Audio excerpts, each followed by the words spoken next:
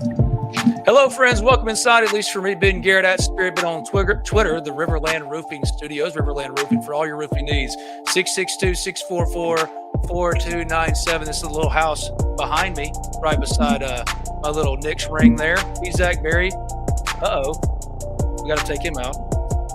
Let's take Zach out. Hold on. What is going on here?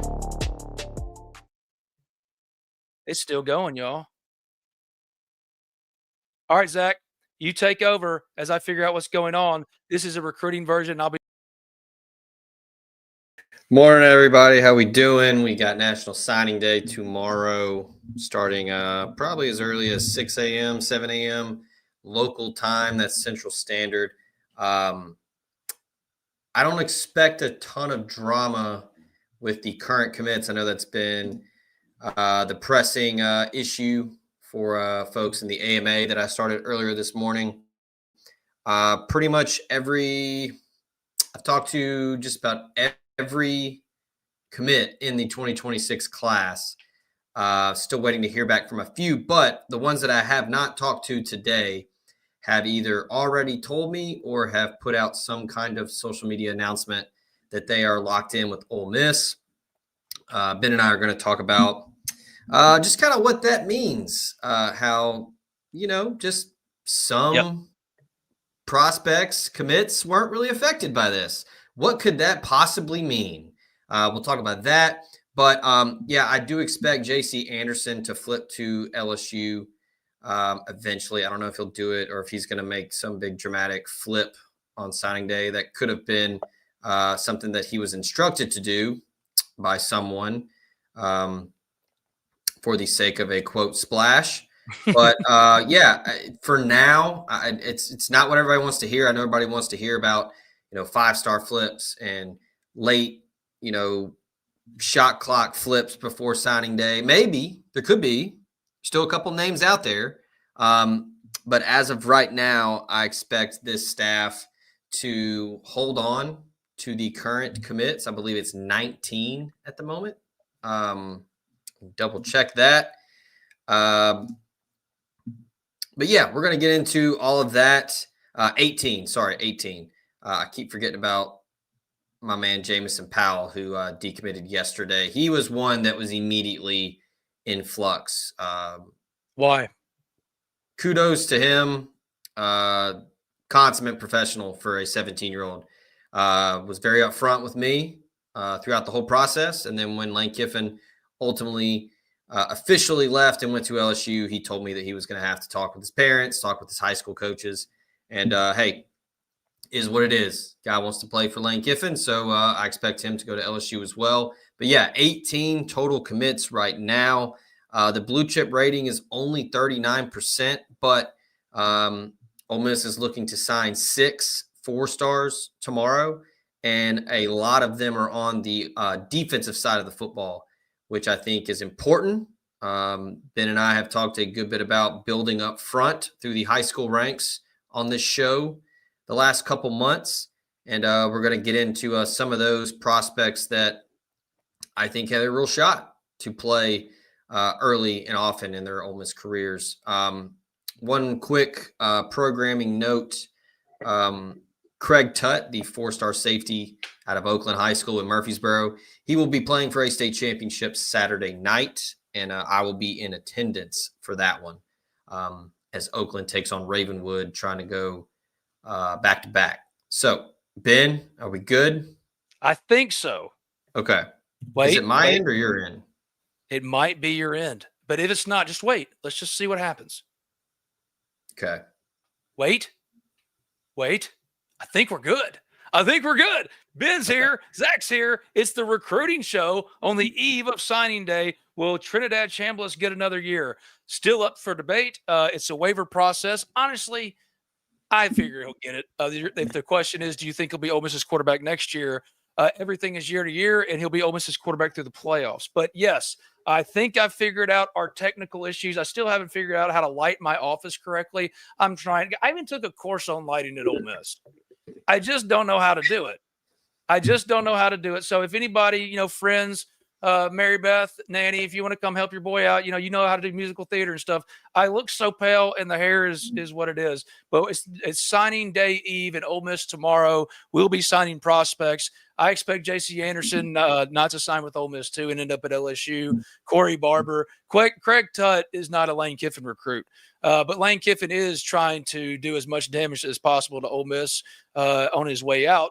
So, of course, he's going to try to strip their recruiting class. Of course, he's pre-portaling all its players, more because of his own pettiness and vengefulness in an effort to, ruin Ole Miss and make just as much to make LSU better. I think like Lane's operating on a different recruiting strategy than even those staffers at LSU are, which are not many Ole Miss guys. So obviously, with only a day to go, who would they be recruiting, Zach? But the guys they've been recruiting all year, which is Ole Miss guys, and so far, Ole Miss is, and yeah, they've lost some, but if you can stay in the top 25, and even if you don't, like I don't believe high school recruiting even matters all that much anymore in terms of the short term, and we all live in the short term now. But still, if you can stay in the top 25, I think everybody would be okay with that, and I still think they're tracking that way. Yeah, and for the if anybody has any questions about the 2027s that reopened their recruitments, Trey Collins is a defensive guy. Pete Golding recruiting him. He reopened. I talked to him immediately. He said that Ole Miss is still in the mix. He said he's just kind of, and he's a 27. He's got a whole year, so not anything to really freak out too much about, in my opinion. He's an in-state guy.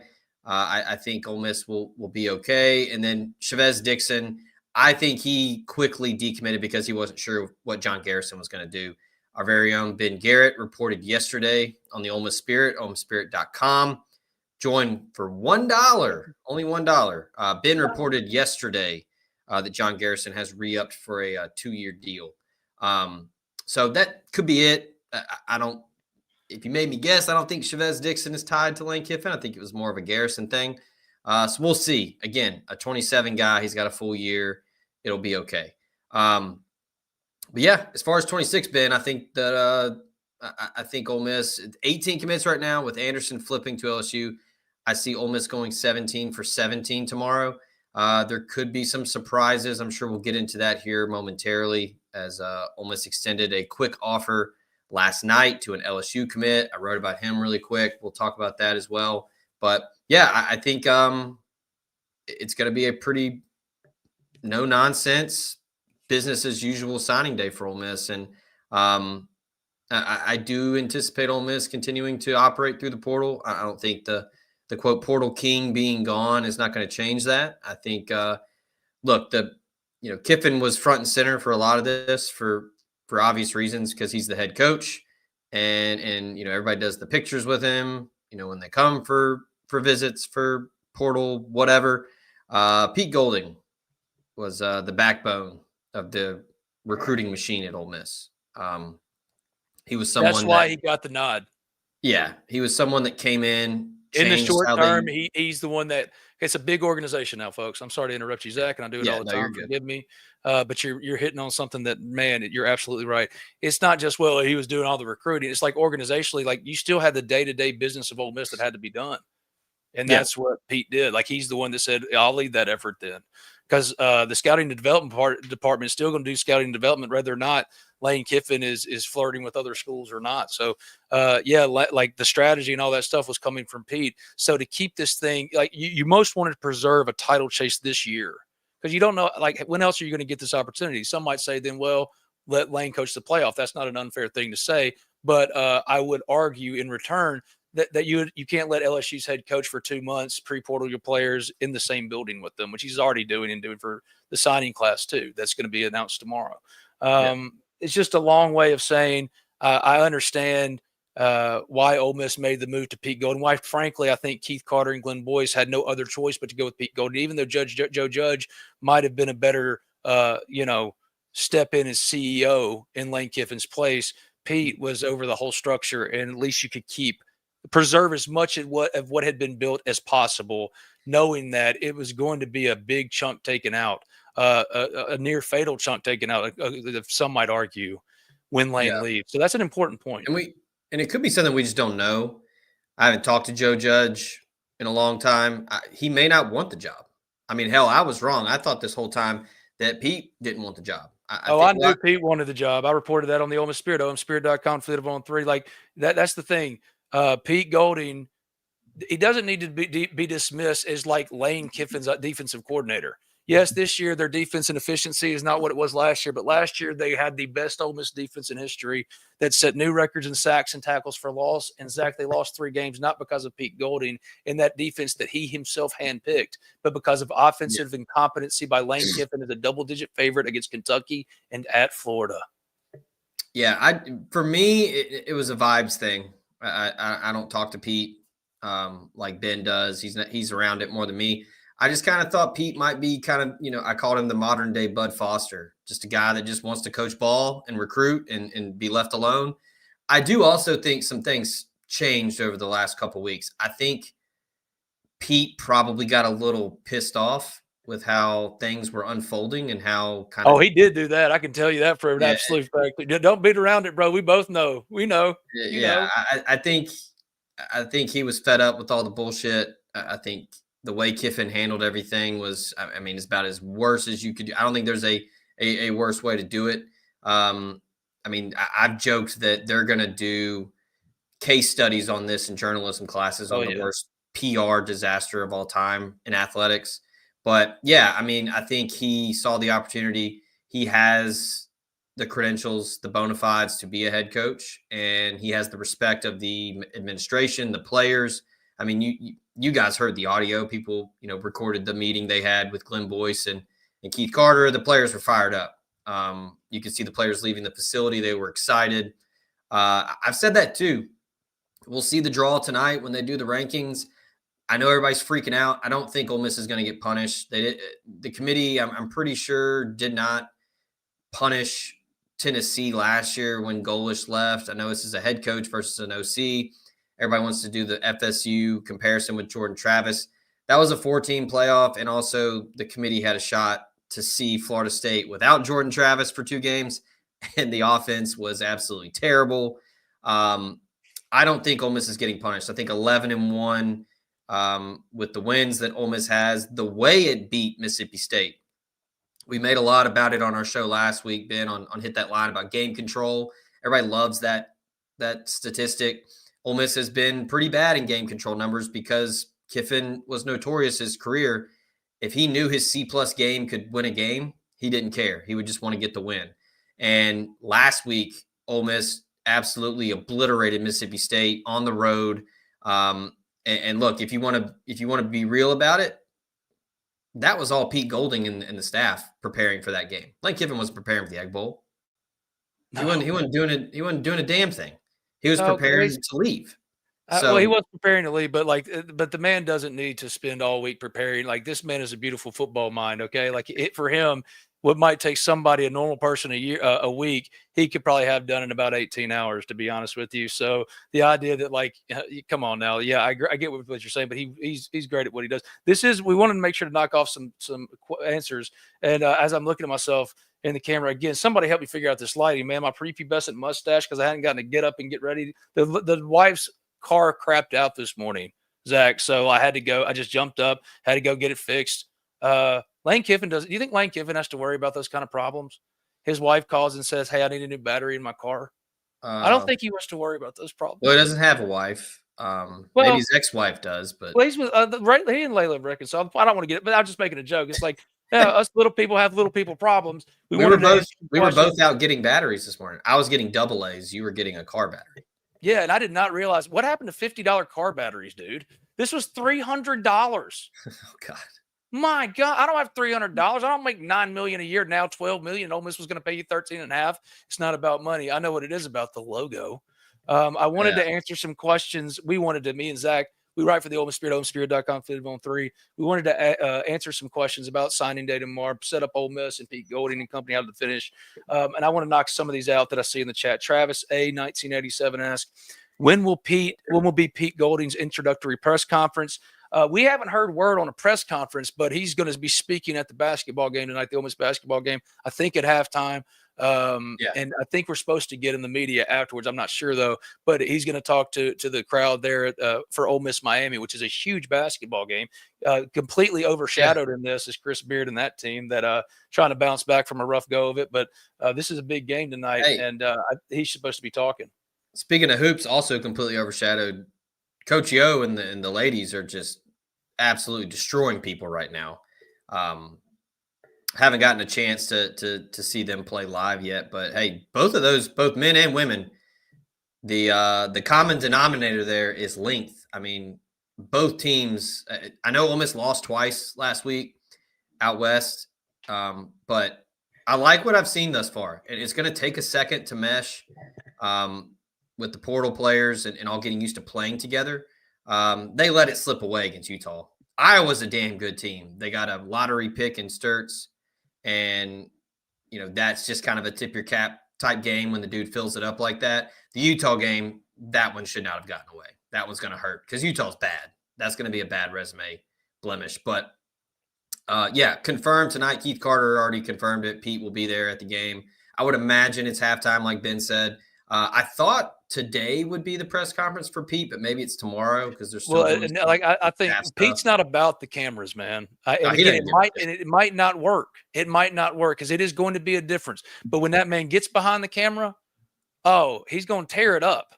He's fun, but he's a ball coach now, and this dude cares about this place. So just take I don't know if Pete Golding's going to win. It was going to be damn near impossible to replicate the success of Lane Kiffin in the last 6 years at Ole Miss. However, if Pete Golding can get even remotely close, what an incredible story it will be.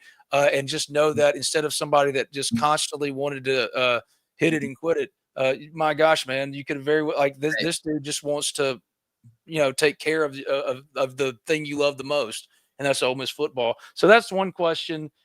We got another one came here that says, do you think Ole Miss will still get a playoff game at home? Legitimate question. If it were uniform criteria, right, that decided these things and not stuffy old men in suits that are only worried about the money that's going into their pockets and not ensuring that as much of that is on the table for them as possible, I would say there's no chance. I mean, they of course would host a home playoff game, but now I think it's going to be a consideration. And if it does happen, which I don't think it will, but if it does, it'd be an absolute travesty, Zach, an absolute travesty. You want to get the National Signing Day fireworks kicked off early? Yes. So before we started the show, in my backyard, Vanderbilt, big waves, flipped Jared Curtis from Georgia, +1 quarterback, 5-star. Wait. Say that. Wait, let's start that again. Wait, what? Vanderbilt, the Vanderbilt Commodores. They got it done. They got done with Jared Curtis. So now Jared Curtis just tweeted out, our very own Jake Thompson sent it to me. Jared Curtis said, quote, "Don't know where all this is coming from. Haven't had a chance to talk to either school yet. I'll keep y'all posted." Like, Rivals' official Twitter account tweeted it out. Hayes Fawcett tweeted it out. And now he's saying, hold on. I thought you were about to tell me that Ole Miss flipped somebody or something today, right when we were talking. But I mean, this is a big deal. Like Vandy's first ever, 5-star commit, highest rated, prospect ever. And now he's like, hold on. So I just checked with our Georgia guy, Jeremy Johnson, to make sure it was a real Twitter account. And he just said, quote, "I have no idea what this kid's doing at this point, LOL." So it's signing day. And again, tomorrow, whatever happens tomorrow, I think Ole Miss is still going to end up with a top 25 class. And for considering where this was all headed, had they not gotten resolution, that's what's so crappy, man. I mean, maybe they'd assign the class. That's the other thing too. Like had Auburn won the Iron Bowl and Ole Miss gone to the SEC title game and Lane got what he wanted, which is kick the can down the road for another week, which was exactly what would have happened. Ole Miss would have signed the 19th class, not lost Corey Barber and J.C. Anderson on Wednesday. But the minute he left for LSU, which he was always going to do, they could have immediately been released of their NOIs. And like the thing you were celebrating on Wednesday is making you sad on Friday. And let's just be honest, high school recruiting impact isn't what it used to be. So again, you just got to hold serve tomorrow. Yeah, and it got lost in all this when everybody's talking about the calendar and how it's so screwed up with, and I agree, but nobody talked about signing day because it's not as big of a deal as it was 10 years ago. But yeah, I was telling people that last week. I was like, Kiffin's going to make a decision one way or the other, and then it's signing day in 3 days. Yep.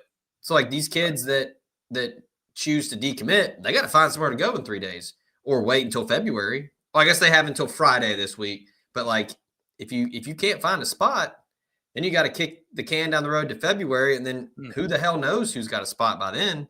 A lot of these kids have already, taken their finals. They're done. They're looking to enroll somewhere in January. I mean, you've done it. I've done it. We've all, applied to college. I mean, that's a very, it's not a couple boxes you check and then you're in. Like that's a process. So like, I don't envy the parents that have to deal with, this child that couldn't get his way and threw a huge fit. So he leaves, the week of signing day to where all these prospects have to, potentially find a new home. I mean, just a long line of just what a piece of shit move it was. I mean, let's just call it what it is. Yeah, but I know we're gonna maybe upset some people with the language. I'm sorry, but there's really I don't care about way. the language. I mean, we're adults here, even though I look like a 15-year-old to a lot of you that's been clowning me online. I'm 40. So, 39. All right, fine. I'm 39. But I'm rounding up. I'm in my age 40 year. I don't know how the math works. But like the languages, but like I'm not, this isn't about Lane Kiffin anymore. He just made it about himself for 2 weeks. It's about what is here and now for Ole Miss. And now they can actually move on with the business of Ole Miss. And we have a lot of questions we're going to get to. Joseph King has one. Any OC names? I've got something specifically for that. Before I do all that, though, let me tell you first about this QR code. By the way, there we go. That QR code right there. My sister-in-law, she just made some merch based off of the Lane Kiffin stuff. She's been going through it. She's going through a fertility journey. I love her very much. It's going to pay for that. She also has dealt with some other hardship, and the rest, whatever else, it would go to the Grove Collective. Nothing to me. This is just, I love my sister-in-law, and I so want her to be able to fulfill a dream of being a mother. So that's what that QR code is. If you want to buy some Lane Kiffin merch for her that she created, it's her site, it's her everything, nothing to do with me outside of I love her, and it's great merch. So if you want to buy that, that's what that is. Also, we're brought to you every time we come on by Riverland Roofing, 662-644-4297. Few, if any, are doing more for Ole Miss in the name, image, and likeness space than Riverland Roofing for all your roofing needs. If you're unhappy with or shopping your health insurance coverage, call Drew Moak of USA Benefits Group, 601-953-8449. Drew Moak of USA Benefits Group offers regular health, dental, vision, and Medicare supplement plans. He's an Ole Miss grad. He services 35 different carriers. It'll make sure that you're in the right plan for you and your family. Just give him a call today, 601-953-8449. 8449, or visit his website at quoteswithdrew.com. Also, B&A Bank, my hometown bank here in New Albany, branches in New Albany and Tupelo. If it was hard for you to become an adult like it was for me, as far as being a financially responsible person, I can tell you there are no better friends than my friends at B&A Bank, because most of them are people I grew up with, graduated high school with, love them to death, and they've helped me stop being stupid. So B&A Bank will help you not be stupid too. 662-534-8171, 662-534-8171. Also, Tannehill Carmen Real Estate and Title. They've served Oxford for over 20 years. Zach Bonner and his team. Call them today if you're buying a condo, climbing the property ladder, upsizing, downsizing, whatever it may be. Criminal defense, Tannehill Carmen Real Estate and Title. And one more I gotta get to, because they've been awesome to us, as well as myfranchise.net. Andy Ludicky is here to help you if you're sick of your job, ready to leave the corporate rat race, want to diversify, build wealth, leave a legacy, have a job, or just looking for a side hustle. My Perfect Franchise and Andy Ludicky are here to help. He's a franchise consultant. Helps people find franchises that fit their skill sets, passions, financial requirements. And let's be honest, this has been a hard year as far as like job loss and that kind of stuff. It's been one of the hardest since like 2009 or something. And I would advise anybody and everybody, talk to my guy Andy, because if you're tired of fighting that corporate battle, rat race, whatever, you just want to try and swing and shoot your shot, holler at Andy, man. Andy will help you out. MyPerfectFranchise.net, 404 404-973-9901. That's 404-973-9901. Any OC names? Buster Faulkner from Georgia Tech's one to keep an eye on. John David Baker at East Carolina is one we're keeping an eye on. He is interested, I've been told, is John David Baker. And Charlie Weiss could coach the playoffs. I would be surprised if that ultimately happens, though, just because of the messiness it could potentially create. What other stuff are you hearing about OC guys? Yeah, Faulkner's is the big one. Always liked what he's done over the years with Georgia Tech. All due respect to Haynes King, he has gotten every single ounce out of that dude over the past couple of years. I think Haynes King's played hurt a lot, and he still put up big numbers. But yeah, I think a guy like Buster Faulkner, who was a quarterbacks coach, quality control guy at Georgia, that for me, that's kind of a college football proverb. If Kirby Smart hires you, you're probably good at something.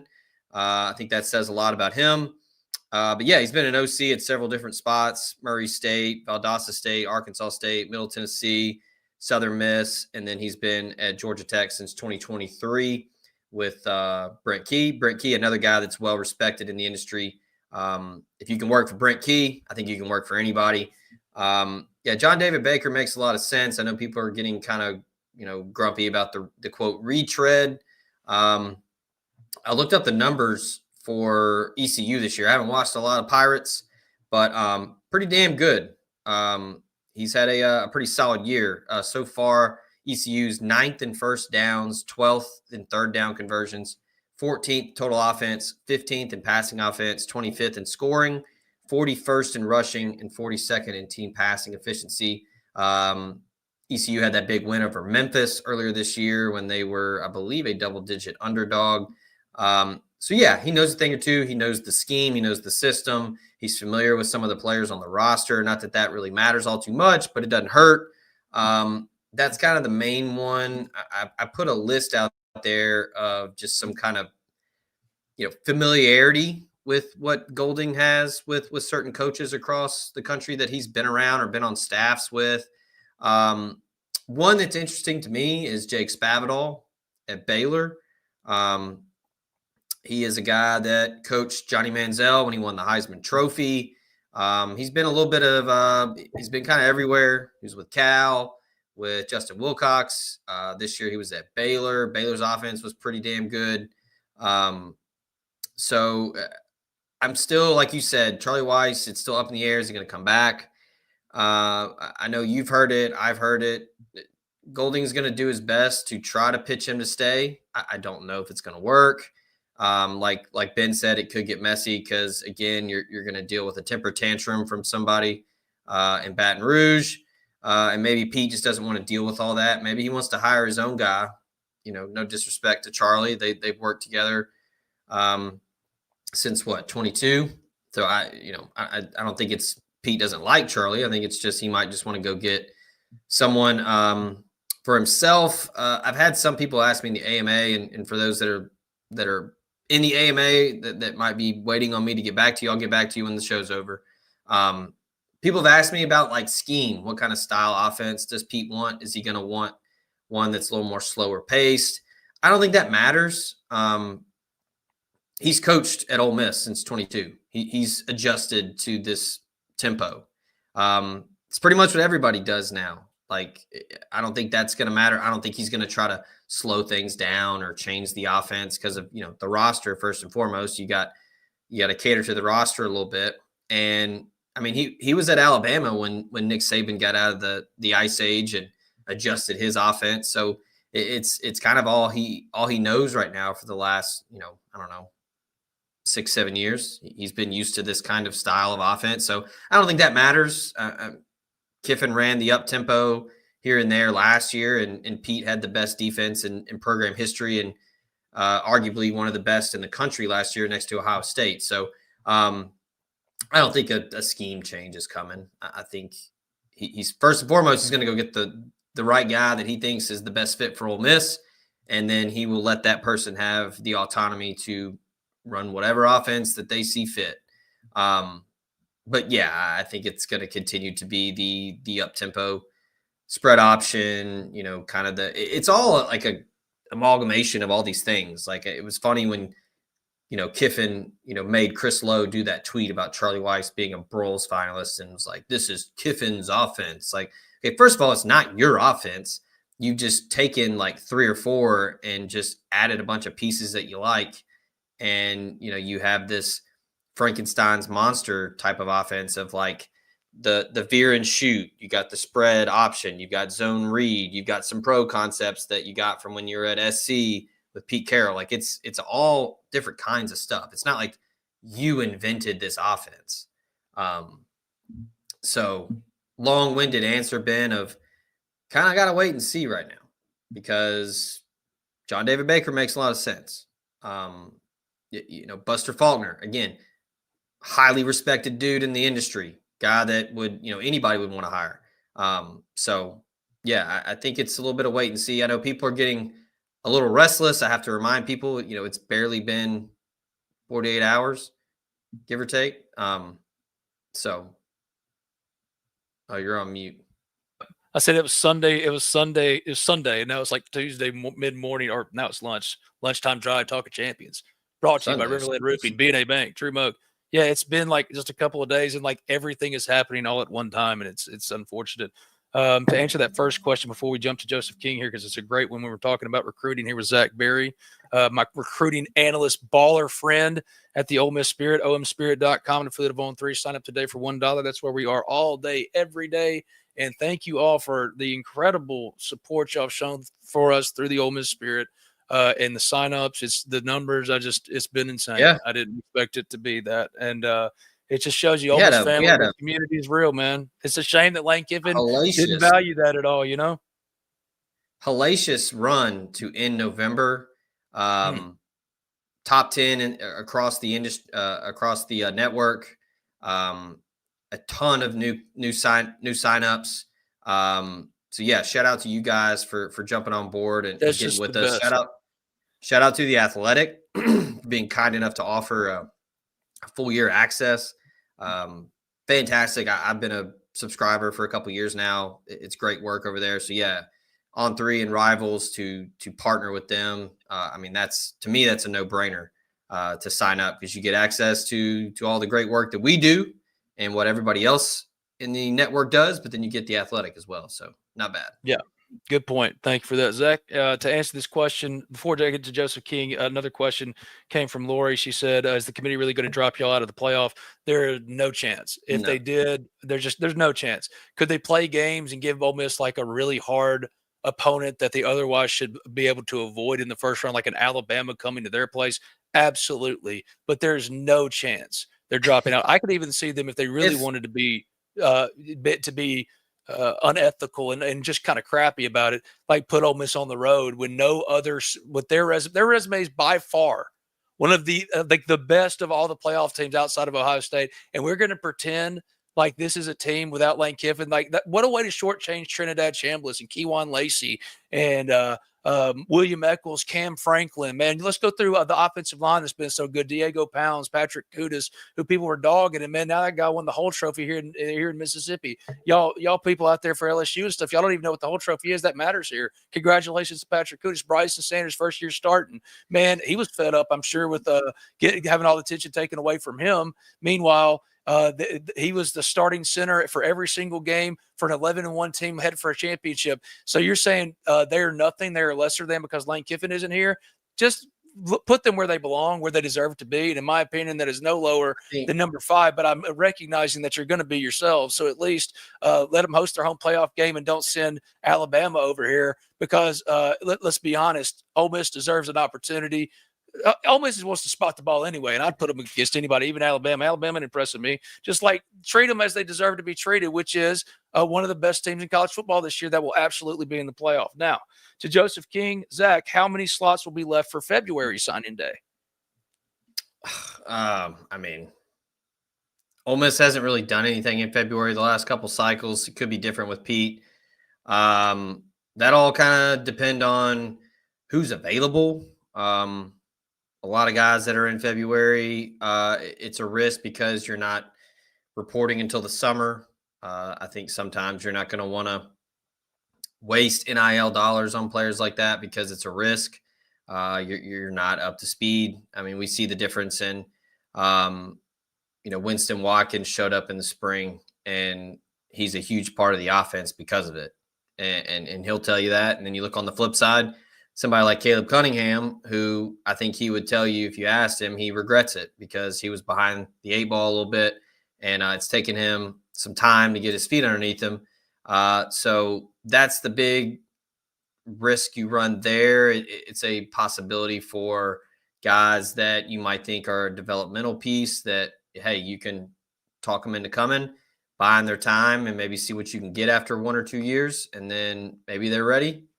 But it's kind of hard to put an actual number on it in terms of how many, quote, spots. I don't know. The whole landscape's different with the portal. So that's the main concern, is leaving spots open for the portal, keeping that powder dry to go and get difference makers out of the portal. Yeah, just real quick on the college football playoff thing. If Ole Miss was left out of the field entirely, Greg Sankey. I know. I just want to say that when Zach's fired up because I want to just say, and then he just kind of the brow furrows. Dude, and then he just starts in. I just want us to all take a seat. I'm not going to interrupt you, sir. You have the floor completely. Go as long as you need to. But I feel like Zach's about to, like, we're in your congregation, sir. You preach. Go. No, I'm just like, Greg Sankey would commit so many felonies if an 11-1 SEC team was left out of the field entirely. I don't think Ole Miss will be affected too much because of all the things I said earlier. 11-1 SEC, you have huge wins on the road. You beat Oklahoma on the road, a team in Oklahoma that beat Alabama on the road. You have a better resume than Oregon, even though Oregon's ahead of you. So, yeah, you probably should be 5. I think Ole Miss is going to be 6 or 7.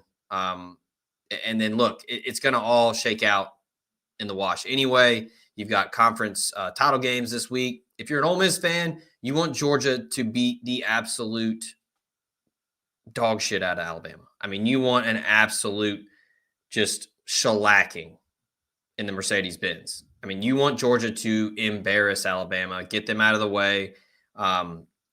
But yeah, don't worry about that. I know people are out there doing that, like Chris Felica was doing it on Twitter the other day.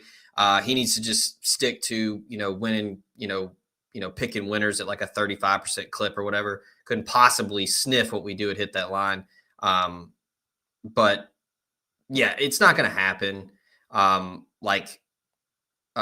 Heather Dinich from ESPN is really tied in with the committee. She said as much. I just don't see it happening. I don't think you can punish Ole Miss at 11-1. Like, there's no way. I know Kiffin left, and he's a big part of the program, and that's, I'm not disputing that. Lane Kiffin as a play caller is probably one of, if not the best in the game. But you still got the entire offense, still got other coaches on staff. I mean, Joe Judge is there. Fisher Ray was a big one to keep on staff as well. He's a big part of that quarterback room. And then, yeah, I mean, Ole Miss has, knock on wood here, they've held strong in the, in the training room, avoided a lot of injuries. It's a healthy team. And, Auburn fumbles away that game, and you luckily miss out. In my opinion, I think it would have been unfortunate to play in the SEC title game, because then, you play Georgia. If you don't play well, or if you lose, you give the committee some other reason to knock you down, and you have to, prep for another week, and you probably didn't get any finality with Lane Kiffin. It just would have been a whole circus for another week. You avoid that. You get all this time to rest, get treatment, and get ready for next weekend. Or I guess is it next weekend or 2 weeks? Next weekend, right? December 19th or 20th is when the game will happen. I don't know. Calendars don't really matter around the holidays. I'm muted. I keep muting myself so I won't interrupt you. But dude, I seriously, yesterday it came as a shock to me. I was messing around on my phone, sitting there with the wife. I put up the Christmas tree like November 3rd, November 1. My daughters were not going to allow that Christmas tree not to go up. And November I loved it. 1? Dude, yeah. Like, Halloween was over, and Riley's like, my 9-year-old, who is one of the funniest human beings to ever exist. She goes, "Daddy, it's time to put the Christmas tree up." I'm like, "All right, then, let's get it up." Like, who cares? You want to? If my girls want to put Speaking, making my girls happy. She was ready to see the two elves on the shelf come in. She's like, "Where's Twinkle and Buttercup?" And I'm oh like, God, "I don't know. You got to write it to Santa." And sure enough, they showed up. They got a shoe train out there, but like I didn't realize it was December until sitting with my wife. Went, "Oh my gosh, it's December 1." And it legitimately shocked the hell out of me. Sleepy Joe, Ben, his presser is tomorrow at 2. Jake just reported it. Jake is Jake Thompson, who works with us at the Ole Miss Spirit, OleMissSpirit.com. Affiliate of On 3. Sign up today for $1. Thank you, Sleepy Joe. He's on our board, longtime friend to the Ole Miss Spirit, and we'd love for you to be a friend for us as well. The Ole Miss Spirit, again, you can try us out for just $1. That makes sense. He'll speak at the basketball game tonight. Don't take any attention away from Chris Beard and them, who have a huge matchup against Miami. I mean, they need to bounce back. Let him do his pep talk to the halftime crowd there, fire people up. And he, like the Ole Miss head coach, always. And I've been doing this for almost 20 years now. The Ole Miss coach, and I've covered every one of them, has since I've been in this business, has held a 2 p.m. Signing day press conference to talk about the signing class. The last few years, it's been what it is because it doesn't matter as much. But then, so Pete Goldings went from, tell us about Corey Barber, who's not going to sign, but maybe tell us about pick a player that's going to sign with Ole Miss tomorrow. Iverson McCoy, or NASCAR McCoy is a good one. NASCAR McCoy. Tell us about him. He's going to instead be asked about becoming the next head coach, the 44th, I can't remember, head coach in Ole Miss history. So that press conference, holding it for them makes a ton of sense. So thank you for that. I've been talking. I was on with Jonathan Coachman earlier. Now I'm talking to all y'all. I haven't looked at my phone much. Wait, the coach? Yeah, the coach. I was on with Like the coach. That's why you said you wanted to start. You're like, I'm ready when you are. And I'm sitting there talking to the coach. I was mostly talking about wrestling, dude. I was like, I just want to wish that I'd have been able to cut a true promo. If everything's wrestling and Lane was able to cut his promo, dude, let me cut my promo in the middle of a squared circle. Problem is, I'm long-winded. I would there's no way I could keep it like 3 minutes. I'm supposed to give my testimony at church on Sunday, bro, for our Christmas program. Your boy's in the choir. And I told them, sure. But here's the problem with that. All right. How am I? They said you got 4 minutes. How am I supposed to get the way I talk into 4 minutes? Anybody got some advice? You know what Coach said? He said just write down some bullet points and just riff off of them. Essentially, those 2 bullet points, and you'll get to 4 minutes like it's nothing. And then they'll play off your music and you leave. Coach is the man. And I've been watching. We're from Mississippi. If you have been watching wrestling, I mean, come on, it's Mississippi, so I know the coach for all his war, so it was cool to talk to him. All right, so Ole Miss football just put out a graphic for the historic season that Keywan Lacey's having, so that's funny on the timing on that. So finally somebody, because somebody has a question about Keywan and Trinidad, and we'll talk about it, because that is a recruiting issue, and I've been trying to keep this to recruiting because Zach is here to talk recruiting, and he's the best at it, but so much is happening at one time, but at least somebody, because the head coach wasn't doing it, is finally promoting the Doak Walker Award finalist. Mm-hmm. Yes, the timing is interesting because people are worried about Keywan, but I don't think there's anybody of consequence. I find it incredibly hard to believe that there will be a single player that was a part of 5 a.m. runs, bro, in June, running stair steps, doing up downs, man. Like they're going to give up the thing they've been chasing for not just this year, their entire lives, a title chase. You're 3 wins away voluntarily out of some loyalty to Kiffin. Plus, guys, let's call it what it is. They're employees of Ole Miss now. Y'all wanted to be paid, and they are, and they're paid fairly. This is not harsh. It's just the truth. Like, dude, if you don't fulfill your contractual obligations, Ole Miss has no reason to pay you. Has no reason to, like, if you don't play in the playoffs, Ole Miss ain't going to pay you that money, so they're going to get their money. And at the end of the season, it was year to year anyway. Yes, of course, Lane Kiffin is going to come after Trinidad Chambliss and Keywan Lacey and all of them. But Ole Miss has agency too now, and Walker Jones has more of a relationship with Keywan Lacey than even Lane Kiffin. So let's stop pretending that it's about anything other than what it is, and that's Mama Dollar and Papa Dollar, as Jimmy Stewart would say in It's a Wonderful Life. All right, back to recruiting. Joseph King, how many wide receivers do we sign then? I think that's I think they would just like to sign what they have, and if they get some surprises, great. Because somebody asked about flips. I don't because how many do they have committed now, wide receiver wise? Because I don't think they're going to be necessarily an addition or two tomorrow. Well, right now 0. Yep. I thought it was none especially after Corey and them. Yeah, I thought it was none. It could be 0 tomorrow, but Ole Miss is not going to be hurting for wide receivers. Ole Miss offered Kervin Johnson last night. He's from Tioga high school in Louisiana. He's committed to LSU. Awesome. Pettiness back and forth, man. Because Lane Kiffin, don't get it twisted. Lane Kiffin is only trying to take the Ole Miss class he's been recruiting for, or he thinks he's been the reason they signed for 3 years. And he's gotten some guys like J.C. Anderson is a Lane guy. Corey Barber is a Lane guy. And more of a George McDonald guy. And George McDonald went with Lane. That's how you explain that one. Yeah. All right. J.C. Anderson, Joe Cox is at LSU. That explains that one.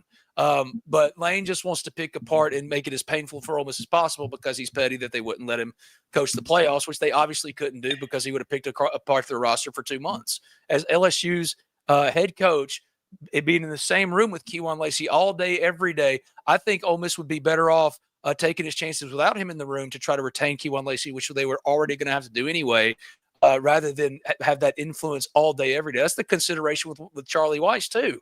It's like, do you really want him to coach the playoffs when if Trinidad gets his waiver, which is no guarantee, that's completely up in the air. I don't know if he gets it or not. I think he will. Do you want Charlie saying, all right, well, this is what we're going to do next year in Baton Rouge? That's insane.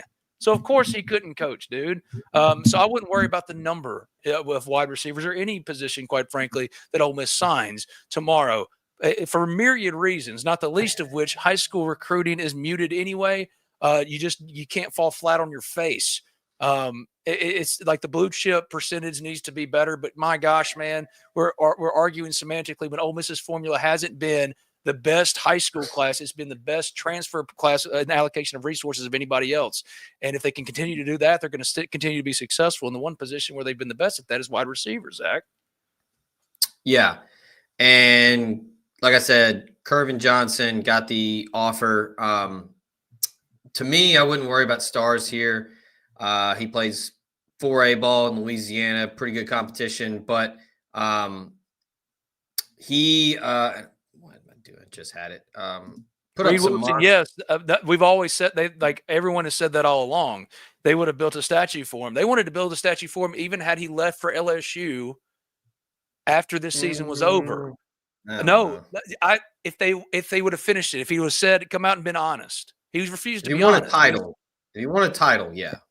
That's what I'm saying. If he would have if he wins a title at Ole Miss, to start this, said, listen, I am the only thing I'm concerned about. I have no control over the calendar. That's not my business.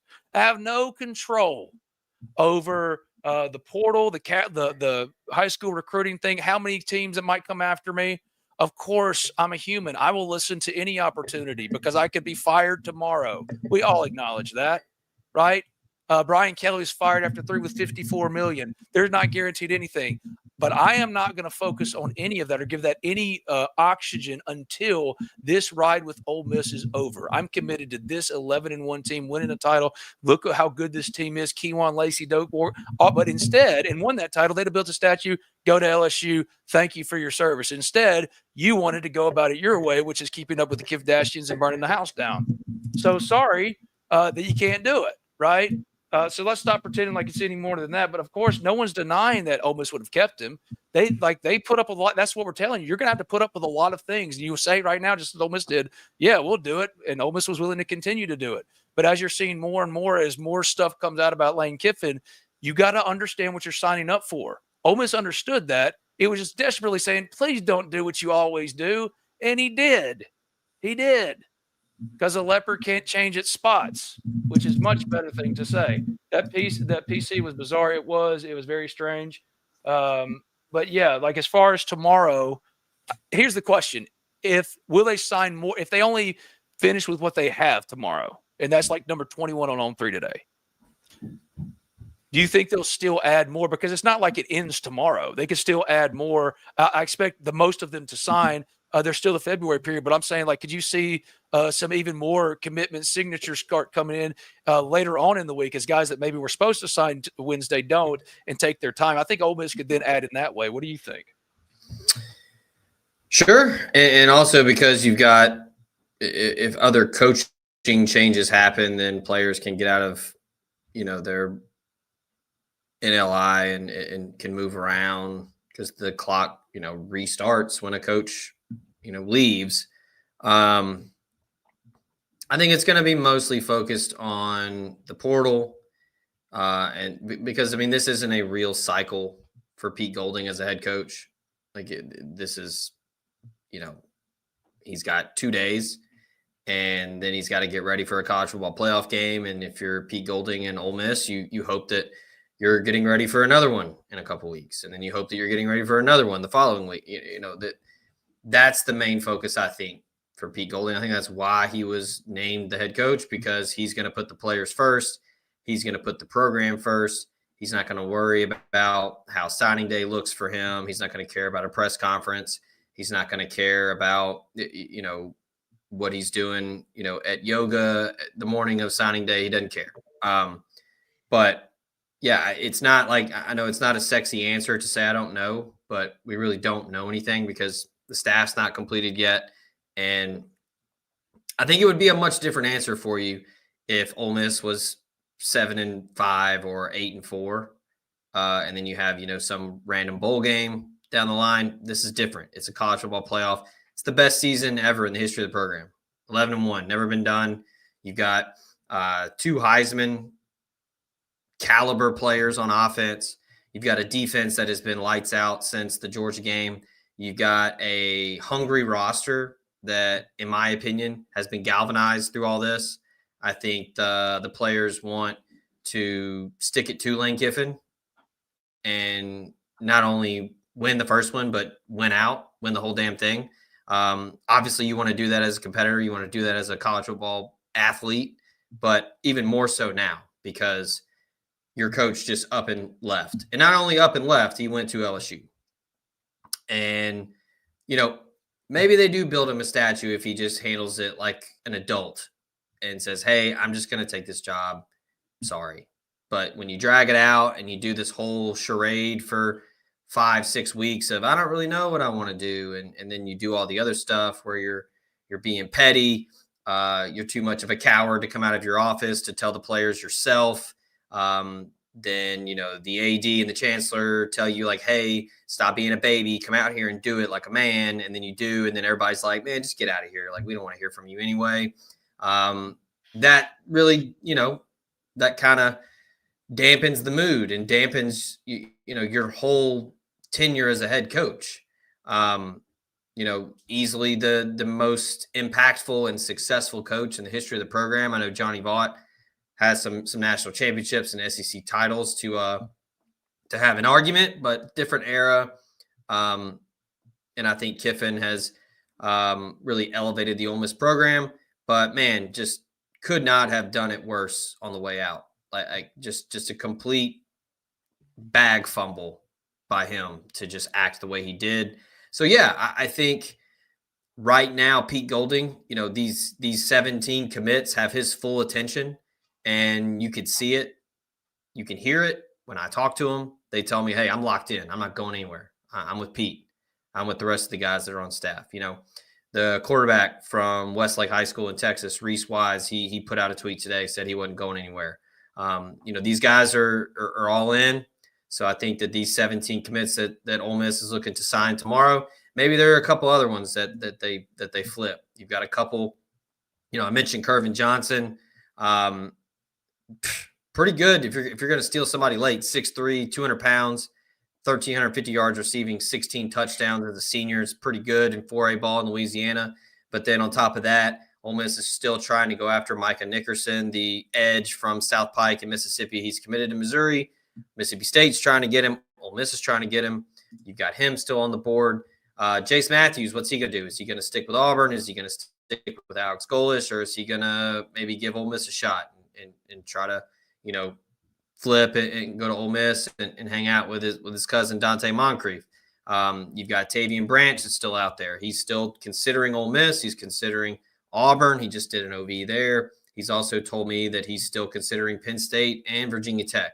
I think that might just be some window dressing there. I think that might just be for some extra hats on the table. That's just my opinion. I think it's going to come down to Auburn or Ole Miss for Tavian Branch. Jaden Hill, radio silent. I talked to him the week, the Florida game. He was in town for the Florida game. He said Ole Miss was very much in it. They're pushing. I'm not sure if he went to – no, he didn't go to the Egg Bowl because he had North Half title game that night. So he's probably more concerned about winning another state championship for Tupelo, but Ole Miss would like to add Jaden Hill. I don't know if they're going to push for him because they already have 2 running backs in this class that they really like. So, yeah, very long-winded answer there, Ben. But, yeah, I think probably looking at 17 signees tomorrow and then maybe 1 or 2 surprises. Bottom line is Ole Miss's wide receiver groups. Is to kind of round this out, we got to get out of here. This edition of Talking Champions. I'm about talked out in my plumber who's coming here to fix. Because, see, we got real-world problems in Albany, Mississippi, in Nashville, Tennessee. We've got legitimate problems. We got to fix the plumbing. I had to get my wife's car fixed. That made me late to talk to Jonathan Coachman. I wonder if the now 12 man that's making the same money as Kirby Smart, I wonder if he has these kind of problems. I don't know how it works, but I do know this. Ole Miss can now worry about the only problems that are the business of Ole Miss, and that includes signing day tomorrow. And while I think wide receivers, maybe they sign 0, but they also have a room that they feel they have a very good chance to retain. Yes, it's going to – Lane Kiffin and LSU's coming for it, but like Deuce Alexander has multiple years of eligibility. Caden Lee has another year. Now, will they try to poach Caden Lee? Of course they'll try to poach Caden Lee. Would Austin Simmons follow Lane Kiffin too? Is Austin Simmons going to be retained? I also know Caden, him and his family, and I know how much he loves this place, and a lot of people that love him and are really responsible for bringing him in are still here. So while he might be a poach candidate, he could come back potentially if he doesn't go to the NFL. That wide receiver room, you haven't even seen Caleb Cunningham yet, and Caleb Cunningham is going to be a damn good player. Winnie Watkins is going to be a guy, I think, one of the leading candidates to go with Lane to LSU after the playoff. I don't think Ole Miss has to worry about anybody leaving for the playoff. If they do, that says more about them than anything else. That would be look, the dumbest. Last thing before we leave, everybody keeps asking about it. Winston Watkins and Kejuan Lacey. Regardless of what happens, the Grove Collective will have a say. Just take some solace in that. I'm telling you. Walker Jones and them, they will make sure that those dudes play for Ole Miss next year. And look, through the grapevine, I don't think Winston Watkins is a huge fan of Lane Kiffin. That's what I'm hearing. So, a lot of chatter after the Egg Bowl of a lot of people, one way or the other saying, man, that dude doesn't care about us. He only cares about himself. So who knows? Money always talks. So we'll see. But the good news is Ole Miss has a lot of money to play with. So. Yes, and it has first negotiating rights, like the rights of first refusal. And it's year to year anyway. I don't think you have to worry about anything for the playoffs. Let theoretical problems be theoretical problems. I think Ole Miss right now can focus about what's here and now, and that's potentially a title. Isn't that what you Ole Miss fan have always wanted and were desperate for? Unfortunately, you've been robbed of that celebration for 2 weeks, years, honestly. LSU didn't come knocking to him 3 years ago. It really bothered him. But now he gets to go be introduced to LSU's head coach, and it's like he can say to everyone, I told you so. For some reason, he feels like he has everything still to prove, and yet he bailed when he had 3 wins away from the title that would have vindicated him in everything he said. Instead, he's now at LSU, and Ole Miss is having to continue to push forward, and I think Pete Golding and company are going to give it their damnedest. Do I think Ole Miss wins a title? Probably not, but if they do, what a story it would be, and what a story signing day will be one way or another, because at 2 p.m. tomorrow, Pete Golding will give his first press conference as Ole Miss head coach, and boy, it'll be way more than recruiting. I'm Ben Garrett at Spirit Ben on Twitter. He's Zach Berry at Zach_Berry. Follow or check out the Ole Miss Spirit, OMSpirit.com. I'm very tired, guys. The Ole Miss Spirit, OMSpirit.com, and affiliate of On 3. Sign up today for just $1. My thanks to Riverland Roofing, Billy Landis and Company. I love y'all to death. RiverlandRoofing.com, 662-644-4297. B&A Bank, Carolyn Brownson, Whit Spencer, my peoples. Love y'all. Drew Moak of USA Benefits Group, my dude. Andy Ludicky, My Perfect Franchise, on and on. So many people to thank. Tannehill Carmen with my guy Zach B. Y'all been great to us. Thank you for that. We'd love to see you over at the Ole Miss Spirit. Also at Spirit Ben, at Zach_Berry. We're on the Twitters and the social medias as well. Finally, at least we're talking about Ole Miss football stuff. The playoff is around the corner, but Zach, signing days tomorrow. They finish with what ranked class? Let's go with 23. 23. Would you take it? I'd take it. Yeah. That's good. That's fine. All right, buddy. Bye, buddy. Thank you all. It's been a fun edition. Hang it. I love that. Also, spot the ball. Now